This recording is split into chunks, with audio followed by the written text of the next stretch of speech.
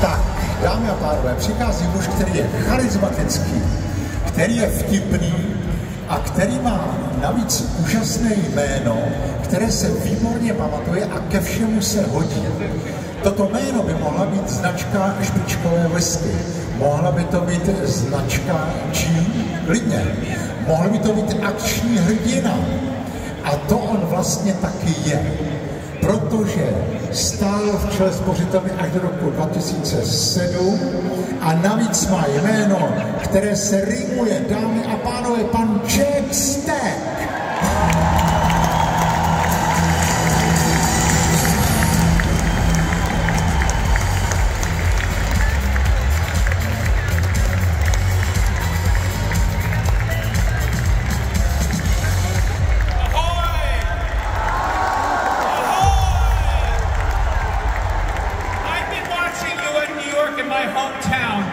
And you, the employees of Česká Spořitelna, are doing a fantastic job.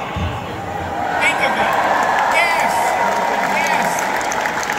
Think of it. The 200th anniversary here. Over the past 25 years, you've made Česká Spořitelna the best bank in the Czech Republic. Yes! Yes!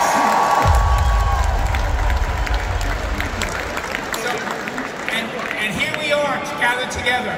So I'm here to thank you, to say děkuji, to really say you're the best. You're the best bankers, you have the best products, you have the best platform. You're the ones that will continue to lead Česká Spořitelna. So congratulations. Thank you very much for all you have done.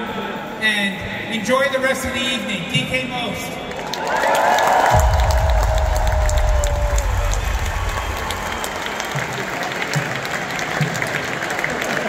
Přátelé, aby jakýkoliv živý organismus přežil 200 let, tak kromě vás, životaschopných buněk toho živého organismu, potřebuje silný genetický kód. My máme krásný 200 let starý narrativ, který věřím, že znáte, ale zdrojem genetického kódu je, jak všichni víme, maminka. Maminka je jenom jedna. V našem případě je první. Je to Erste. A jaká by to byla oslava, kdybychom tady neměli zdroj našeho genetického kódu, obzvlášť, když jedním z těch, kteří to reprezentují, je člověk, který se zasadil o to, aby ten genetický kód v regionu střední Evropy nastartoval svoji cestu a pomáhal obrovskému množství klientů, který společně obsluhujeme. Tušíte? Tomáš, já tuším. Mě dvě taková jména napadají.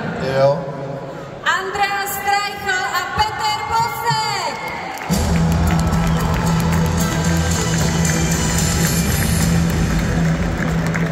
Nejdou.